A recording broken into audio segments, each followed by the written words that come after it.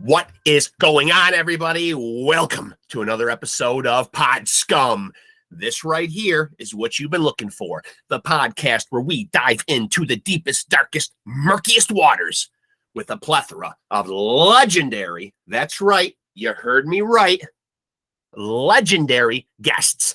I am, of course, your host, your bastard of ceremonies, the numero uno scumbag himself, Rex Ruger. That's Rex with thrice X's.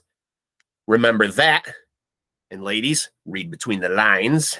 There's 3 X's for a reason.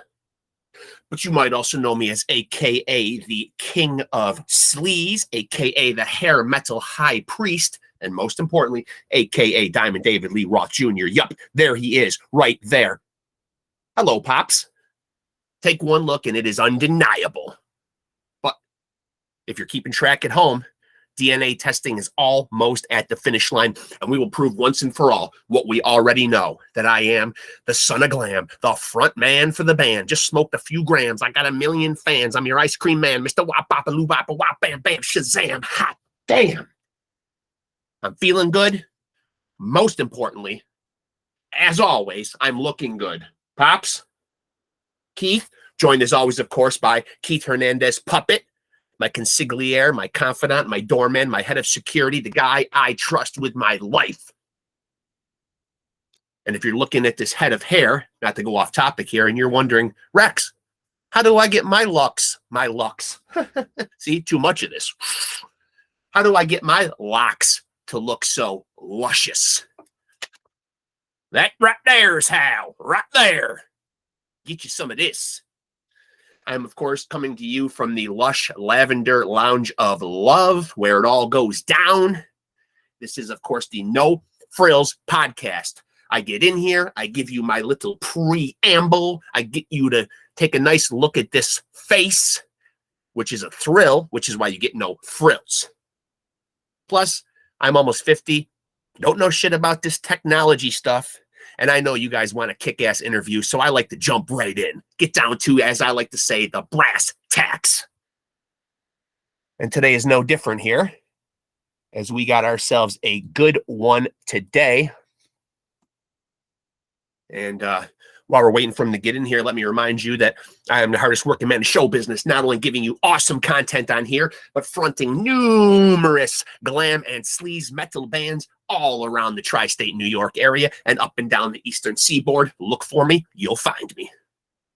Because I'm out there in more ways than one, believe me. Keith, you agree with that? You concur? Come on, straighten your hat, Keith. Jesus. Trying to run a professional show here. God's sakes. Ties crooked. Cocaine flecks in your mustache.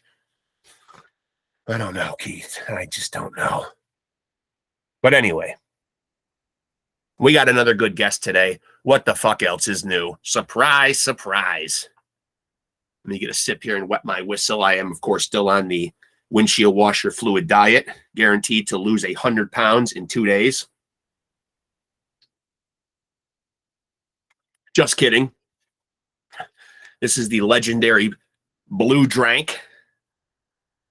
I don't have authorization to pimp that product out here.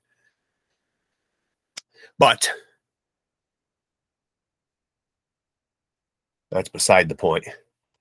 Let me get my guests in here. Rock stars, you know how they are. I know how they are. I'm the biggest one there, second biggest one there is. And I'd like to remind you that I am still looking for virtuoso level players for my passion project, Love Sword. So if you're looking to be in a band with the second greatest frontman to ever do it, that would be moi. Hit me up in the comments. Serious inquiries only, because I don't play with nobody that ain't serious. When I get on the stage, it's all about the rock and roll, the shimmy shimmy, and the shama shama shama shoo. Yeah, we get down on the stage. That's right, down. You see it all when you see the man take the stage. I don't know what the hell any of that was that I just said. Go back and disregard the last 15 seconds of anything that came out of my mouth. Please erase that from your memory. I would appreciate it.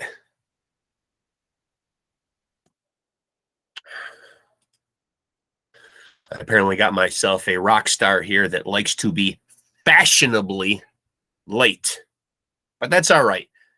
Got nothing but patience, and it gives me a perfect chance to give myself another look and make sure that my quaff is in order. And you too can have the quaff like Roth. Let me see. He's hitting me up here.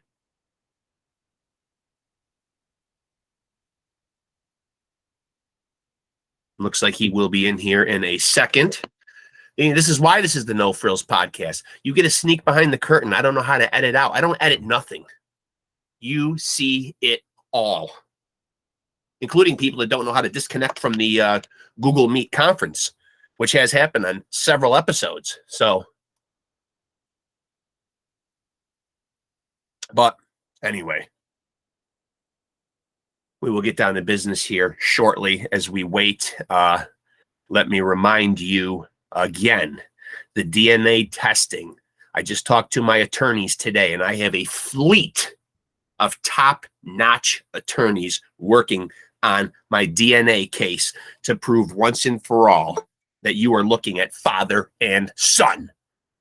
But enough about that, because we got ourselves our guest coming in here to chop it up with us. So let's get down to another episode of Pod Scum. Let's do it. Enough of me rambling on and on and on and on, right? Enough about me rambling on and on, right, Menno? That's right. I've done too much rambling already. Menno, I'm going to get it right. Verbaten. 100% correct. Did I do it? Oh, man. I don't like to bring people in here and fuck up their names. That was why I sent you a text outside of here, man. It makes me feel bad because, you know, without digressing my own name on here, you know, my last name, outside of the, you know, the character name that I use here for my podcast, you know, mine gets fucked up a lot. So coming from somebody who gets a last name that's screwed up a lot, I know how frustrating that can be. It sucks. I appreciate it. Yeah. MENNO It can't all be Smith or Johnson. I know. I believe me. I've thought that a million times how much easier my life would be. MENNO VERBATEN, and I don't want to specifically say because you are out there in a few different projects. What would you call your main gig? CRYPTIC SLAUGHTER? Behold the Monolith? It depends who has the upcoming gigs. Right. Yeah. Well, listen, man, I am absolutely, I love the Behold the Monolith stuff, but I am a lifelong, I've had Les on here, love CRYPTIC SLAUGHTER. Talk to me first and foremost how you ended up in that band, because, you know, that band goes back a long, long way. I mean, for God's sakes, they were just kids when they started. I know. I was a kid when I started listening to them as well. That must make Les feel great when you tell him that. Oh, I told him that. Well, it all came because of the Matt Olivo connection. Okay. Before I was asked to join CRYPTIC, I worked with Matt Olivo on the Expulsion EP. Yep. And he usually, or well, used to put this fest together, Show Your Scars in LA every January with, you know, basically a vehicle for Repulsion to play and his favorite bands. Right. And he wanted to get CRYPTIC on there, and he wanted to put that band kind of back together. And I think, I'm not sure, you would have to ask Les or Matt, that they agreed if Matt would join the band. Right. And so he said yes. And the original bass player wasn't interested in joining, so they asked me because Matt already knew me. And right. I was already a CRYPTIC fan, so I'm like, yes, of course I'll join. Yeah. So I'm really fascinated by the fact too that among the projects that you do and you know, when I was doing my research and trying to put some bullet points together and a kind of a roadmap of what to talk to you about, you're very interested in. I'd like to hear like where this comes from. You're very interested in classical music. Absolutely, yeah. Well, I've always been interested classical music because it's such a challenging style of music to play on a bass guitar, because you know, it's pretty much the last instrument that is suitable for that kind of music. So I was like, well, I'm going to just, defy the laws of tradition, as Les Claypool would say, and see if I can cram this music onto a bass guitar, which I ended up at the cello suites because they're kind of easily adaptable for one bass guitar. But then the pandemic happened, and obviously every gig ever I had was canceled or postponed or whatever. I'm like, well, I still want to do something by myself here in my bedroom. I don't have a drum kit. I'm not a good drummer. I can't even program drums very well. So I need to figure out a style of music that doesn't use drums. Well, that leaves, that basically cancels every style of music ever, except for doesn't leave you much. So I was like, oh, classical, I'll just, do all the parts myself. And I restrung this 5-string bass from like a low B to a high C. So I had some more range to play some of the higher stuff. And I just went from there. So basically out of necessity and boredom, I really got into this classical music thing. Is it something that you were brought up around? Not really. When I was a kid, my parents didn't really listen. They started listening to classical later on, but when I was a kid, they listened to like the Beatles and Bob Marley and stuff like that. Not really classical, bit of jazz, but yeah, the classical. You had a pretty rich musical household, though. Your parents were always listening to music. Was it always prevalent in your household?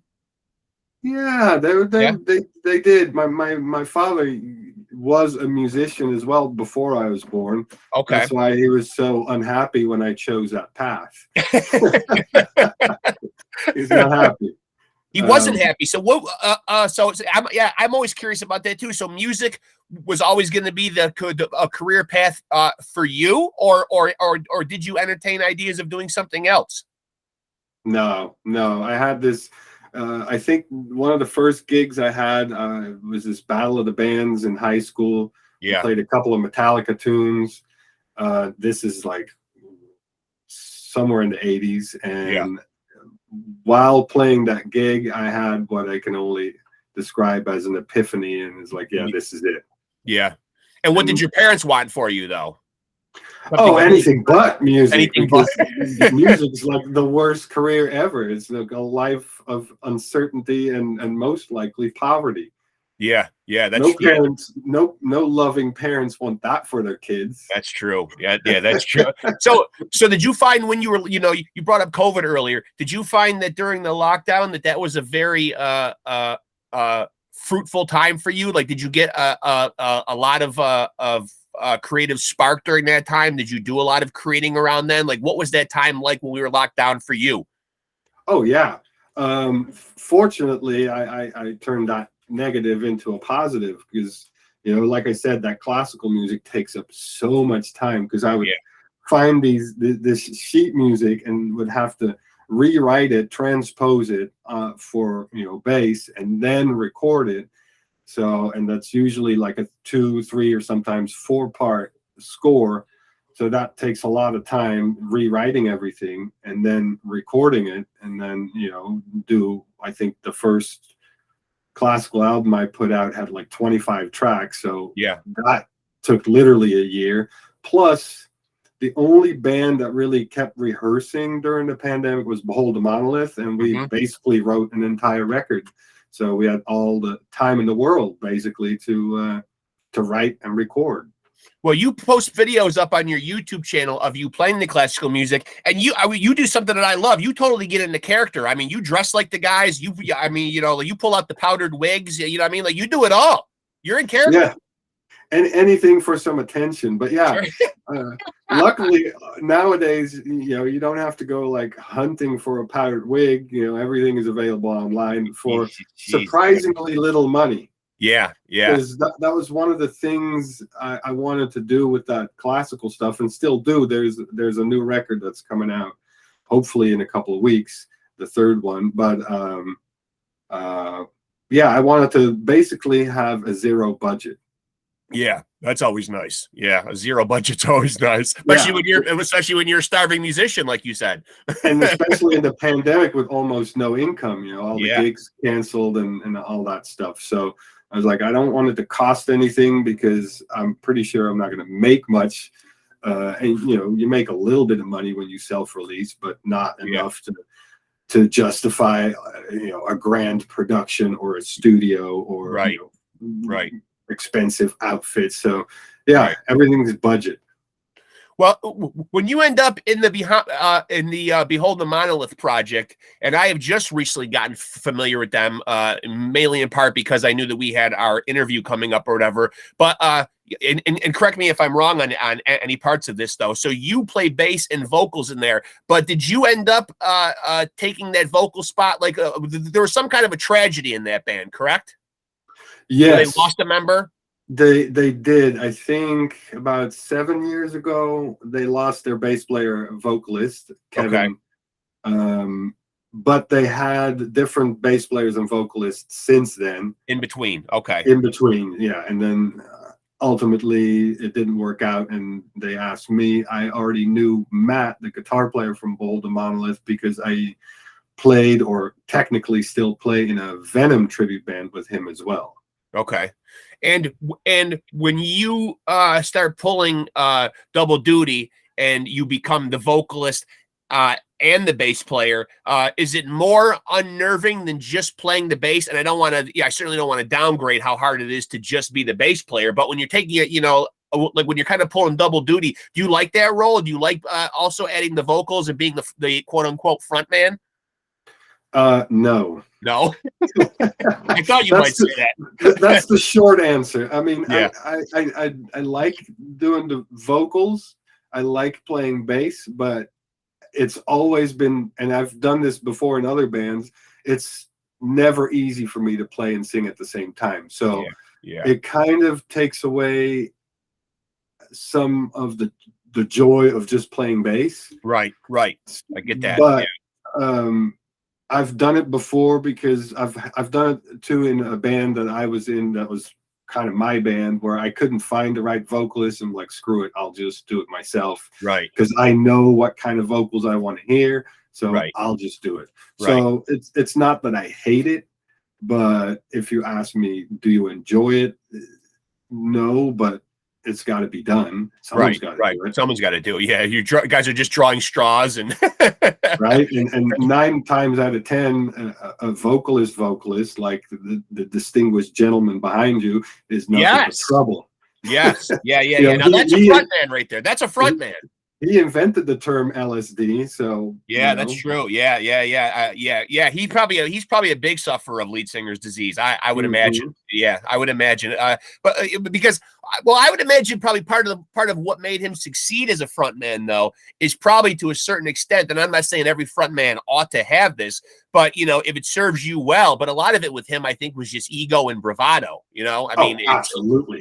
A lot of it's just like that cocksure attitude that he has. You know, I think the more you have it, the better of a frontman you are. I mean, I really think frontman wise, talent is second place. Yeah. And I think there's certainly a difference between being a frontman and being a singer. And then you get that rare combination where somebody can actually, you know, like pull off doing both. I would certainly call Dave, he's certainly more of a frontman. I mean, in the early days, you know, he can hold his own with people with his voice. But I mean, you know, I think that goes, you know, as you get older, it's the case with anybody. I mean, as evidenced by the fact that you see a lot of these bands now taking a lot of shit for, you know, backing tracks and backing vocals and all these little. How do you feel about that, by the way, as a musician yourself? Like when you see these legendary bands out there, like a Motley Crue or a Kiss, like really getting beaten up on the internet for, you know, for using little, you know, behind the curtain tricks to enhance their sound. You like that? Or would you rather see like the,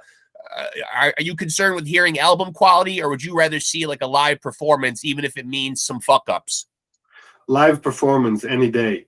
But having said that, you know, some music needs those tracks. Right. I'm not necessarily a fan, because if you use tracks, that means everybody needs to have in-ears and clicks, and it takes some of the organic, or you know, the spontaneity out of the music.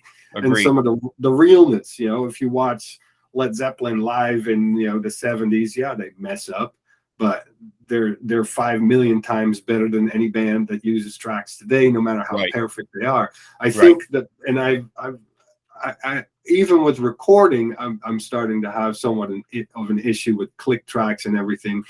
Music isn't supposed to be perfect. Otherwise, you might as well leave it to the AI bots, and you know, we can all. I'm glad you're saying that. I agree with you. Yeah.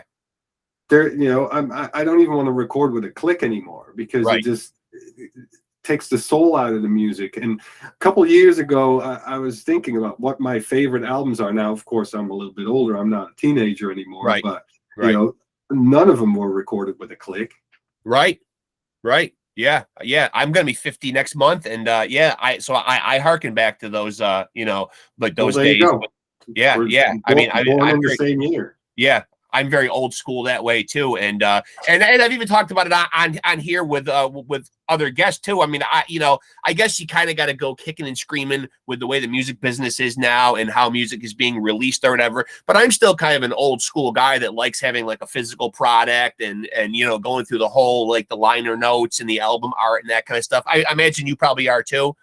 Oh yeah, absolutely. That's why I still prefer vinyl over everything, because you know, CDs are great, but you know, you want to read the liner notes, you need a microscope. Yeah. Yeah. So the Behold the Monolith stuff, and you know, I hate how everything, you know, I've gone on and on about that on other shows here before, so I'll give you the capsule version of it. But you know, I hate how everything has to be kind of fit into like a nice, neat little box with all these genres and subgenres. But when I looked up Behold the Monolith, I'm getting a lot of sites telling me that this is stoner / sludge metal or like doom metal. Now, when you're becoming the frontman for somebody or for a band like that, how do you prepare to do vocals and be in a stoner sludge? Is it something that you have to? Is it a certain sound? Is it a certain timbre to your voice? How do you sing for a band? And does genre have anything to do with it, or do you just go in and do what you do? Yeah, because I'm not really familiar with a lot of whatever sludge. I'm not even quite sure. I don't even know what some of those mean. I mean, I know stoner kind of means that, you know, the musicians really like Black Sabbath, but then again, who doesn't like Black Sabbath? If you don't like Black Sabbath, you have no business being in the metal, you know, industry anyway. Yeah. So it was the same thing with when I was in this band called Lightning Swords of Death. They were a black metal band, and I was like, I don't really know black metal. I'll just listen to what you guys play and react to it. And kind of the same with Behold. I just like their music. I like the guys. We play well together.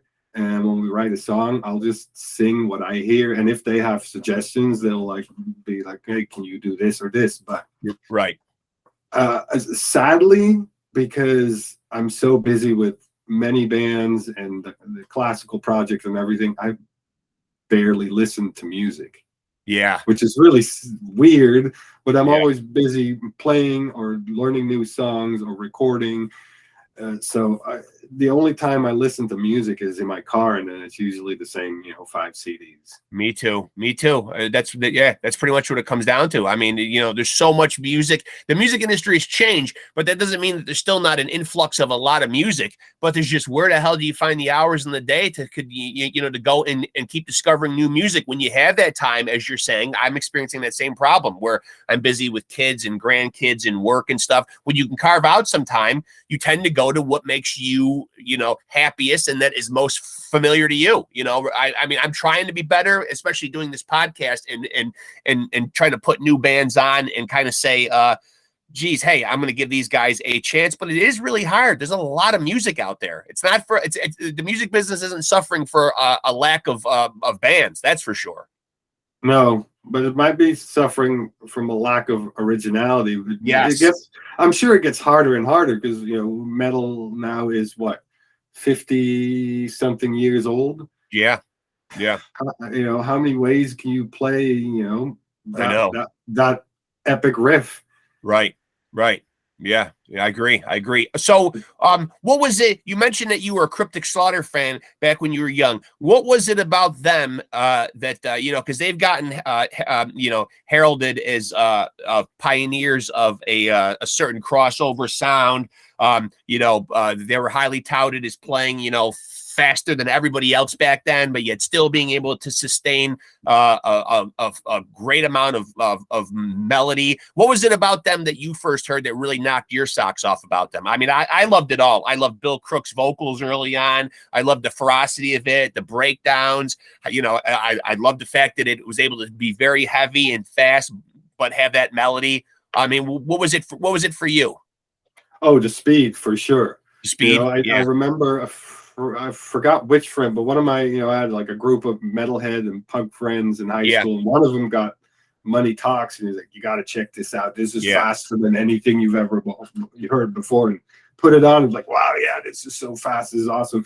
It's ironic because we were just talking about Behold being kind of a doom band, but I veer towards fast music. I like fast music. If I write music myself, it's usually fast. So for me, Cryptic was like, yes. Does it get faster than this? And then, you know, a year later, someone comes with like the first Napalm Death album. It's like, oh my God, it got even faster. That's awesome. Do you find it hard? Do you find it hard now as you're into your 50s though? Do you find it hard from a physical standpoint to play fast music? Do you have to take any kind of you know, do you have to do any kind of special preparing to, you know, to play Cryptic Slaughter style music? No. Luckily, since I play all the time, and have been lucky to do so basically full time for the last 20 years. I don't really have a problem with that most of the time. Luckily, because I'm not a drummer. If you're a drummer, then that's a whole different story. But you know, bass, I mean, I still got to play fast, but I mean, it's just this, you know, that doesn't, right. So it's almost, you know, like they say, bass is the easiest instrument. How about touring? How do you find touring and the preparations you got to make for touring as you get older? I don't know, like, what the itinerary is. Are you guys more at points in your career where you kind of fly away and do select dates, or do you guys like hit the road for weeks and months at a time? I mean, I don't think anybody's really touring like that much as they get older, are they? No, it's tough. I mean, luckily with Cryptic, that band's on a level where you don't have to, you know, cram in a van and drive around the States for 4 weeks. That's always nice. Fly places and have hotels. But we just did a smaller tour earlier this year with Behold the Monolith, and that was a van tour. And it's tough out there right now for smaller bands. It really is. And when you're talking about preparing for going on a van tour, my advice to everybody is buy an air mattress. You heard it here first. Buy an air mattress. Because you know, you're going to have to share hotel rooms. And luckily, Behold is a 3-piece, but usually a hotel room has 2 beds. And, you know, as much as I like those guys, I'd rather just sleep in my own bed. So I get an air mattress. You're good to go. Maybe some earplugs because, you know, people tend to snore. Yeah. And I see a lot of those, like those tours where like Bus Invaders, where like guys are showing off, you know, like what the back of the bus is like and what the bunking situation is like. And they're like little caskets with like curtains, you know, I mean. Oh yeah. Well, if you're lucky enough to be on an actual tour bus, that's a whole different level. But, you know, if you're crammed into a van, you know, you're not getting a bunk. You're getting to sleep on the back bench. When you you know, you've been doing this for a long time, you know, so I don't want to ask the dreaded influence question and word it that way, but who are some guys who's playing on the bass? And I know you said you don't listen to a lot of music, but who are some guys who play the bass who really make you stand up and pay attention? Like you just love their playing a lot. Oh, there's so many. I know you mentioned Les Claypool earlier, who's obviously a monster on the bass. I mean, well, I started off because of Cliff Burton and Steve Harris. Those are the 2 that really set me on my journey. And then afterwards, Geezer Butler and John Paul Jones for the classic rock genre, but there's so much, and there's Jaco Pastorius, and more of a jazz guy, but still, and there's Marcus Miller, it's also a jazz guy. Yep. I also love so Chris Squire was a huge influence, playing with a pick. Dan Lilker from Nuclear Assault, Anthrax, Brutal Truth, one of my favorites. Yep. Steve DiGiorgio from also 5 Million Bands. 5 million, yep, easily 5 million bands. Yep. Well, I'm glad you mentioned Dan Lilker, though, because that was one of the bands that I was the most bummed out about that isn't going to continue on, at least from what I read on the metal things. Man, I always when someone asks my opinion about what thrash music, to define the sound, I always hear Nuclear Assault. I hear Nuclear Assault and I hear Exodus. I don't know why, but those are the bands that I like to pinpoint that have like a very traditional thrash sound to me. Oh, Nuclear Assault is by far maybe one of my most favorite thrash bands of that era, and I've seen them a bunch of times. Luckily, even opened up for them once. Yeah, which was cool because I actually got an opportunity to meet Danny. And but they're definitely, to me, that's also a definition of if you look it up in the dictionary, that's whose mugs you should see right there. You should see a picture of Lucas.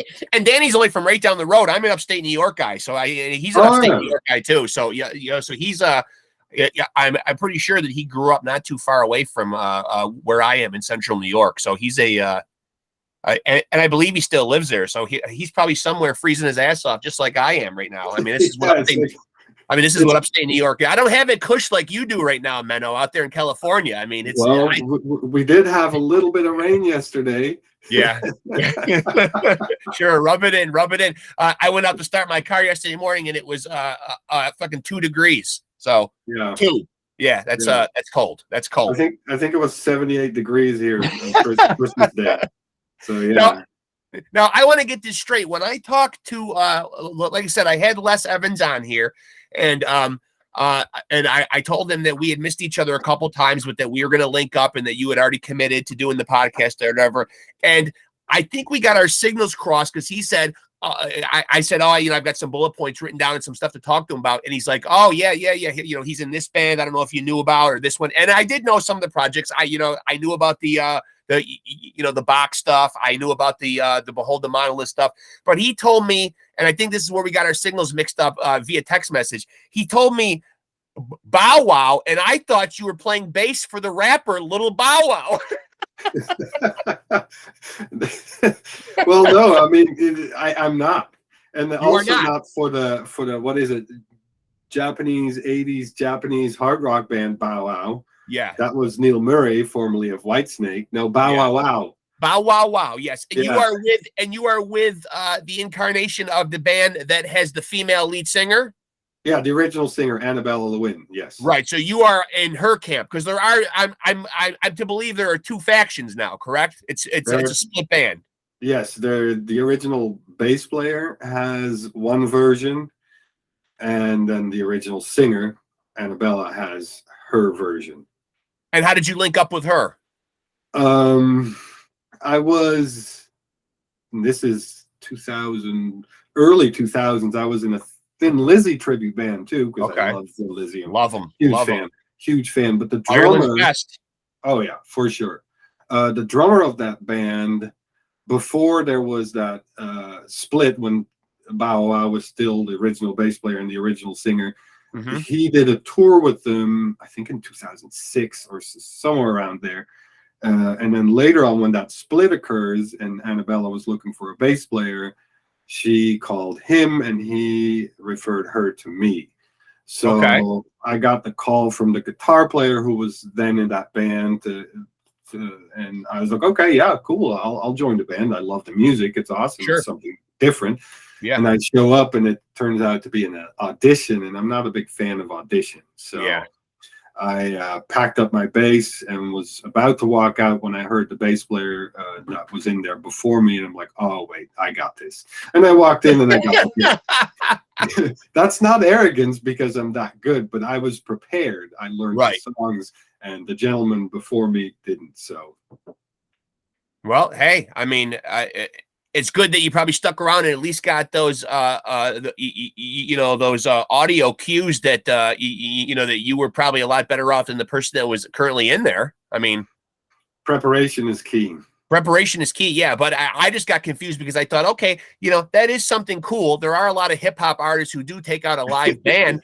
So Menno plays for what, like a live band when like Little Bow Wow goes out and does his thing or whatever. And he's like, no, I think he might have mistyped and just put and didn't add another wow on there. So he might have just put Bow Wow on there. And that kind of perplexed me a little bit. I'm like, oh, that's cool. To each his own, you know what I mean? But you just didn't strike me as the type of guy that'd be out there on a hip hop stage playing bass. No, I've done that once. Enough, though. I did do that once for this hip hop duo, but they weren't very good, so we got booed off the stage, which was an interesting experience because it wasn't my band. I didn't take it personally, and I still got paid. Right, so it was a paid gig, but that's rough. Right. That's not a good feeling. Yeah, that's it was a fairly large crowd too, and they booed those people off the stage. It was rough. Is that the first time anything like that? Is that the first and last time anything like that's ever happened to you? I believe so. Yeah, I've met with a lot of indifference, or just nobody showing up to the gig.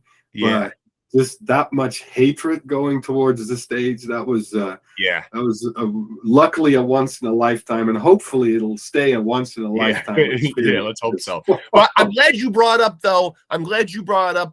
because I like to know how a musician prepares from a mental standpoint. You mentioned just a second ago how some things can go wrong at a live show. And the one that I wanted to key in on that you mentioned is you take the stage and there's like 8 fucking drunks out there. You know what I mean? Kind of underwhelming. You know what I mean? Kind of is it hard to get pumped up for a show like that? And what's the mindset there? Do you treat it as like, you're playing to a packed house? Do you treat it like it's band practice? How do you get up for a show like that? 8? You say 8? That's a good crowd. I played a gig in Kansas City once where the door guy and the bartender were the only ones left, and they halfway through the show left as well. So we literally played for an empty place. Wow. So that's got to be hard to get up for that, though, right? Like from getting charged up. Yeah. Like you said, you kind of treat it as a rehearsal in a way, or at least beforehand, you talk to each other. You're like, well, guys, let's just treat it as a rehearsal. But you just go for it. You got to go for it. Right. Chase, the drummer for Behold the Monolith, he told me not too long ago, I just treat every gig like it's my last one.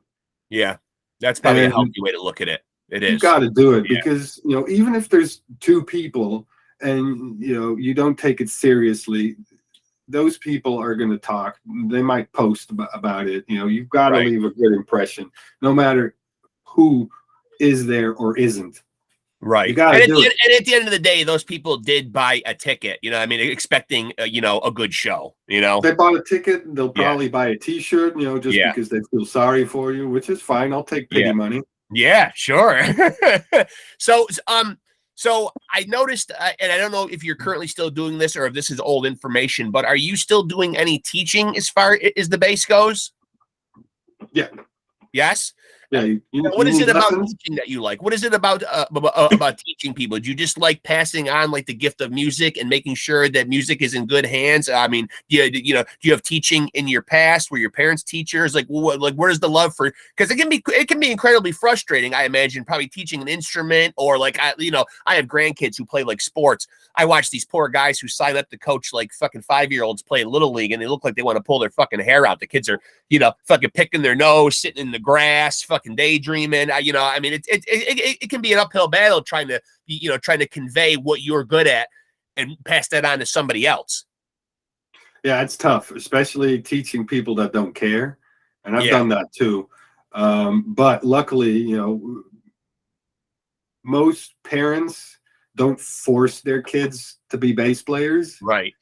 And most adults aren't forced to take bass lessons either. So usually when they come to me, they actually want to learn the bass and they're interested in the bass. So that makes it a little bit easier.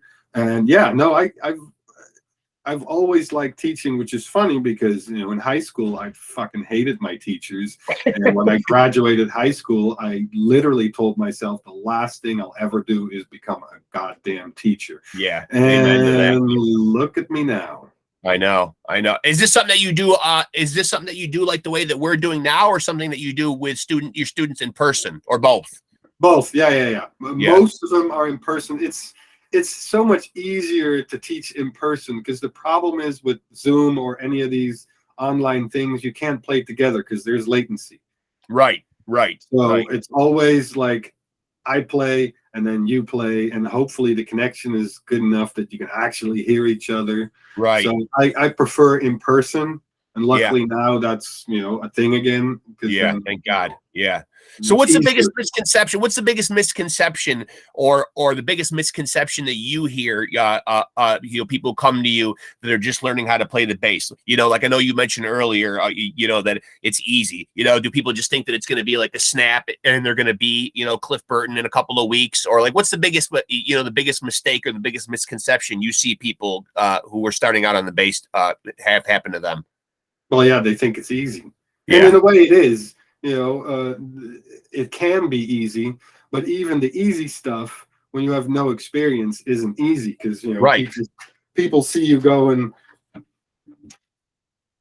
Right. And they think, oh, I can do that because that's easy. You're not doing anything, but, you know, you still got to, you know, hold this hand the right way and push down the frets in this the right way and get the right tone and, you know, at least be able to tune your fucking bass. Yeah. So, you know, the beginnings are always tough. They think, a lot of students think that within a week they'll be playing something cool, and some of them are, but most of them aren't. And is the bass one of those things that like that's hard to get students to play? Because obviously, you know, the glamour positions in a band are not always the bass player. People want to shred on the guitar. People want to be Eddie Van Halen, or people want to be the front man. I mean, is there a big interest in you know, in people wanting to play the bass out there? No, because it's not glorious. You know, I always say, you know, unless you're the bass player and the vocalist, you strap on that bass, you become invisible. All of a sudden, nobody notices you anymore. Yeah. Right. And are you a guy that plays with his fingers or a pick, and or do you try to discourage or encourage your students to play one way or the other? No, you gotta, if you want to work in this business, you got to be able to do at least 3 things on the bass: play with your fingers, 2 at the least, play with a pick, and do the slap thing. Okay. If you want to work, if you want to be all around, you know, Right. I mean, if you just want to play in a punk band, well, just grab a pick and go ahead. I have no prejudice. You know, because like I said, I love Chris Squire. He was a pick player. I love Lemmy. He was a pick player. I love Kronos. He's a pick player. And I love Cliff Burton and Geezer Butler, who were mostly finger players, although Geezer Butler played with a pick too. You know, the end of Iron Man, that's a pick. So you got to just use what works for the music. Right. And as a layman myself and somebody that doesn't play an instrument, what is the difference in terms of tone or sound that you're able to get the difference between playing with your fingers and playing with a pick? Oh, well, I mean, these things are soft. Right. This thing is not. So this is going to give you a somewhat warmer, softer tone. And this one is going to be a little harsher and directer. Okay. So, you know, it's a matter of preference. It's not one thing is better than the other. It's just, you know, is it sourdough bread or is it whole wheat? One is not better than the other. It's just what you like. But when you're playing metal, is one better? Like, you know, like each band that you're in, do you play the same way, or do you say, "Geez, in CRYPTIC SLAUGHTER, I'm going to play with a pick," or is there any difference for you, or you always go at it the same way? No. With CRYPTIC, I play with a pick because that's the sound that works for that band. That's the sound that band had. Sure. So I do that. In Behold, I play with my fingers. I wasn't quite sure how to approach that, so I just asked the guys, "What do you want?" Yeah. So they said fingers, so I do fingers. Do you sit down with any of these guys that you're in bands with and consciously have any kind of discussions on like the right or wrong way or how you want to release music here in the 21st century? I mean, here we are in the year 2022. Obviously, music is digitalized. Everybody's using music platforms. We spoke earlier about, you know, there not being a huge outcry, you know, for the physical product as much anymore. You're seeing a lot of bands leaning very heavily on putting out singles, an influx of singles every couple of weeks to kind of keep their name, you know, relevant in people's minds. Seeing bands going the EP route, still seeing old school bands doing LPs. Is this something that you guys have discussed, and do you have an opinion on it one way or another? Like, you know, how music should be released in what format? Yeah, there's always a lot of discussions, both with Cryptic and Behold. We have discussions all the time, not bad discussions, because we all seem to mostly agree, because we're all, you know, old school guys. So right. We prefer to all go into a studio together and record, preferably without click tracks if possible, Right. and then, you know, hopefully release it on vinyl. But it is 2023 almost, and you gotta be savvy to, you know, what works.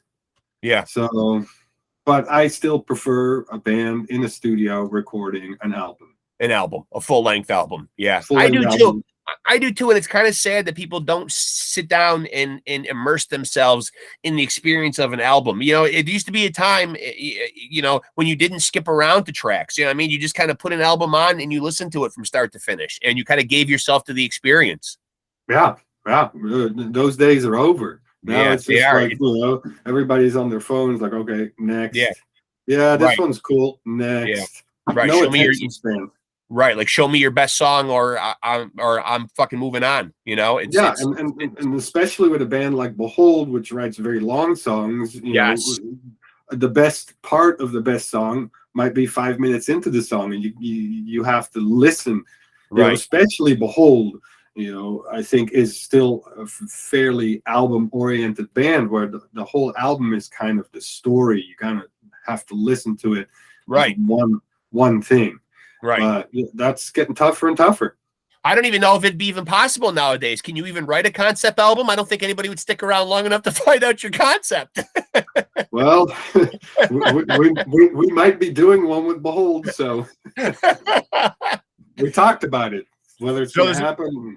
So there's likely to be a lot of people out there that will never get the concept because they won't stay 5 minutes into the song, much less through the whole fucking album, which is extremely sad that the attention span has gotten, you know, I mean, shrunken down so much that people can't even stay with you long enough for a song. Well, you got to just force feed it to them, you know, on social media. You just, guys, this is a concept album. You just shove it down their throats. Shove it, shove it. But I think the old school fans, like yourself and myself, you know, that are of that generation, they'll still have, for the most part, the attention span to do it. But you know, of course, you want younger fans.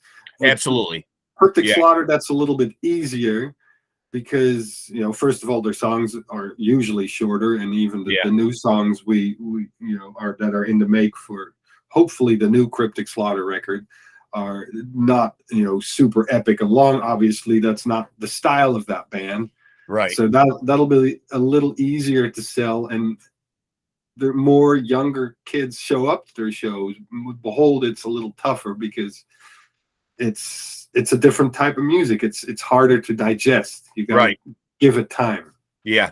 So a new Cryptic Slaughter album is extremely exciting news. Do we have a possible release date? Anything in the works? No. We got nothing. We got a ton of songs. That's all we got.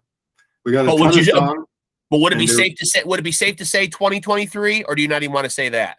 Well, if it's up to me, sure. But you know how it works with record companies and release dates, and I hope so.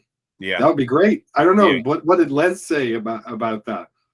Jesus, I'd have to play back my interview. I do so many of these, man. But yeah, Mm-hmm. I'm gonna try to find that soundbite in there if Les fucking did say anything, because it was a while back that I had him on, and you know, I stacked so many episodes and had so many in the can before I started to release them on my channel, and then I think what I did was I stacked too many of them, because now I've had to have some weeks where I've had to release multiple ones, because I'm like, Jesus Christ, if I don't start releasing some of these, I'm going to be releasing ones where it's going to be old news and it's somebody I talked to a year ago. You know what I mean? Right, So right. you know, I think I went a little too crazy at first, and I started to worry, like, geez, I want to be sitting on some episodes.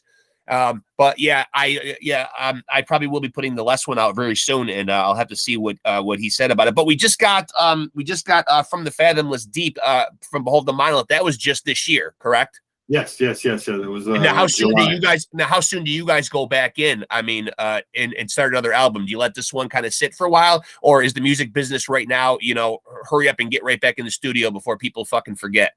Well, we just literally started writing some new tunes a few weeks ago. So Yeah, the whole takes a while because the tunes are long and more complex. So yeah, we gave ourselves a couple of months to, you know, tour on it a little bit, play some shows, do that and that. But now we're like, well, let's write some new tunes, you know, why not? Yeah. And we also have an EP in the can with covers, which probably will come out in 2023.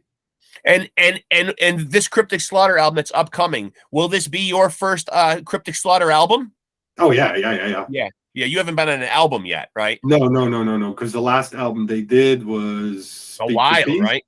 Speak Your Piece in what, 90, 91 maybe? Has it been that long since Cryptic Slaughter's released anything, huh? Like not even any compilation. Well, they probably put some compilations. Yeah, compilations, but nothing, no new material. Yeah. So, why do you think, you know, Cryptic Slaughter is one of those bands, and I'm curious to get your opinion on it. Why do you think that they didn't achieve like what the DRIs or the Corrosion of Conformities or a lot of those crossover acts of the time back then? Like, was it just like not enough longevity? Yeah, they just didn't stay together. You know, that's the DRI in one lineup or another stayed together, right? It was Spike and Kurt. They just kept going. And Cryptic, unfortunately, kind of disbanded. So did they start too young, do you think? I mean, they were teenagers. I mean, yeah, that's always tough to say because I don't know. Maybe they did. It's tough when you're like 14, 15 to actually think rationally. Yeah. Well, it's so amazing too that they were that young, but yet they seem to be, from a musical standpoint anyway, and lyrically wise, so far ahead of their time, though. You know what I mean? Like, they were very insightful young men, though, in the stuff that they were writing and how topical the stuff was, and, you know, their slants on everything that was happening in society and pop culture. I mean, you know, they certainly were a very well-informed band. Oh, for sure. Yeah. For that age. And that's probably why they're still so celebrated. You know, that's why luckily now we get great gigs. Yeah. Yeah. Do you still are you one of these kind of guys who is bored if you're not in a lot of projects? You know what I mean? Like, you seem to like to be like a guy who just from talking to you that likes to stay busy. Like, do you like having your hand in a lot of different projects, or are you somebody that would like to just scale back and put all your focus into one project? Or would that drive you nuts? I would love to, but yes, it would drive me nuts. It would drive you, I like to play so many different kinds of music that I couldn't. I don't know. Maybe I could. It depends. You know, if there was one band, say Cryptic Slaughter, that was literally doing stuff all the time, where I was like busy 5 days a week or whatever, maybe. But still, I mean, I like to play so many different kinds of music that it's tough to just do one project. Yeah. And I also don't want to do something like I respect these bands like Mr. Bungle that do all the styles. You know, they want to play all these different music, so they throw it all in one style, which I respect, but that's not me. Right. Yeah. You like to differentiate, kind of. Yeah. Like Behold plays Doom, and Cryptic plays crossover, and Bow Wow plays 80s pop, and you know. Are you somebody who's given any thought to you know, you get a lot of rock stars who are like, you know, I'm going to do this until I fucking drop dead on stage. I'm going to do it till the wheels fall off. Are you one of these guys who's given any thought to a life after music, or put any kind of a timetable on how long you'd like to still be doing music? Because I hear a lot of guys who say, geez, I don't want to still be up like playing like heavy metal music when I'm 70. You know what I mean? But then there are people who would still who still embrace the idea of playing, heavy metal at 70, or just being up on a stage at 70, or whatever age. I mean, I don't know if Mick Jagger, if we'll ever get him off of a stage. He may be a guy who dies up on a stage. But are you somebody who's thought of like, geez, I'm going to put like a time limit on this? No, I don't think No. so. Because I mean, nobody's going to force you to retire from music. Right. And plus, Right. even if I don't feel I can bring heavy metal to a stage reliably anymore, I can just do the classical music, because that's music for old people anyway. Yeah. Not really, but you know what I mean. That's what, Yeah. Classical. You can sit in the corner of a restaurant with your powdered wig and play some Bach, and get some free food and maybe some tips.